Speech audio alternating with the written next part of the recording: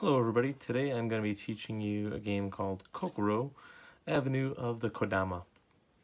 It is published by Indie Boards and Cards. It's a reprint of an older game called Avenue, not that much older, but the Indie Boards and Cards brought it to the US and rethemed it with this cool little Kokoro theme, like little forest spirits. And they made a couple of really neat improvements to the game. The base of Avenue was basically just this set, but in Kokoro they added a second side to it, which allows you to randomize where these two bonus spots are.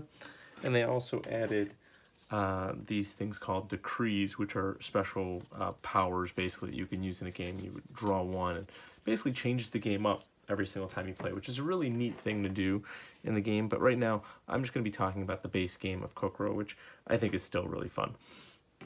In the game you have this board, and you see that there are different sanctuaries here listed on the board, numbered A through F. Identified A through F.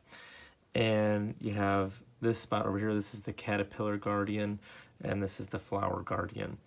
So as the game goes on, what we're trying to do is we're trying to draw lines based off of the cards that are going to come out of this deck. And the lines that we draw, we're trying to connect these caterpillars and flowers to the sanctuaries that are going to get scored in the game. And at the end of the game, we want to try to make sure that we have as many flowers as possible connected to the Flower Guardian, and as many caterpillars as possible connected to the Caterpillar Guardian. So just as an example, let's show you how a game plays. So the first thing we're going to do is we're going to reveal a sanctuary card. As I mentioned, the sanctuaries are labeled A through F. So there are 6 sanctuaries, but you're only ever going to play 5 of them. So the last one is not going to be scored. So you never know what that's going to be, and if you're hoping that it gets scored, you might get hosed on that. So we have Sanctuary B. What that means now is that at the end of the round, we're going to count up all of the flowers and caterpillars, all these little symbols on here that are connected to Sanctuary B. In order to be connected, a line has to be drawn through the sanctuary, and then those lines need to be connected to other symbols on the board. A round is over once you have drawn. Every turn is essentially we're going to flip up a card. One person's going to flip up a card, and this card is going to correlate to everybody who's playing the game. The game can play out of the box, it's 1 to 8 players, but really it's however many of these boards as you have. It comes with 8. If you had more, if you had multiple copies, you could play 10,000 people at the same time. It doesn't really matter.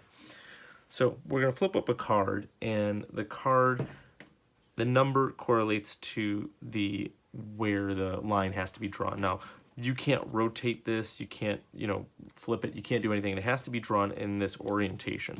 So I have to draw something that looks like that, okay?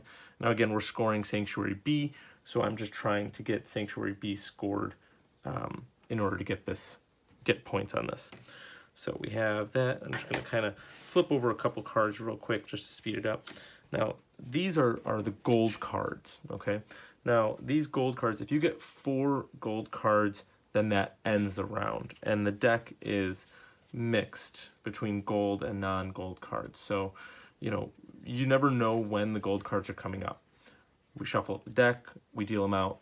You could get 4 gold cards right in a row and the round would be over. But hopefully that doesn't happen. So every turn, we're going to flip over a card. You're going to draw the line on your board.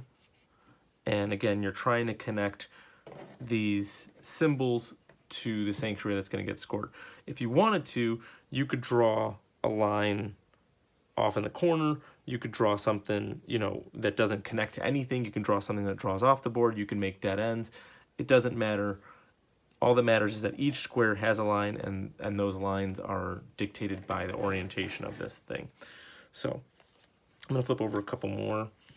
Just, each turn you're going to get one of these flips. So if you ever decided that you don't want to actually draw one of these lined cards, you could choose to take a peek at what the next sanctuary that's going to be scored in the game is. So I could look and I go, oh, okay, Sanctuary F is going to be scored next. Maybe I want to be trying to work my lines over to F, because I'll show you how scoring works in just a second. So in any case, let's say we flipped over the fourth one, which was another gold. So that's 4 gold cards. The round is over.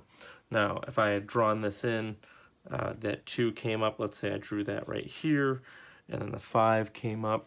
That's the straight one. Let's say I drew that one right over here. The 4, you know, maybe I draw it over here because I know that the F is going to be, well, I didn't know the F is going to be scored, but let's just pretend. And then the other one, you know, let's say the 3, I don't know, we drew it right here. Okay. So the round is over. Now what we're going to do is we see Sanctuary B. We're going to count up all of the symbols that are connected to Sanctuary B. So I'm just going to bring that up a little bit closer.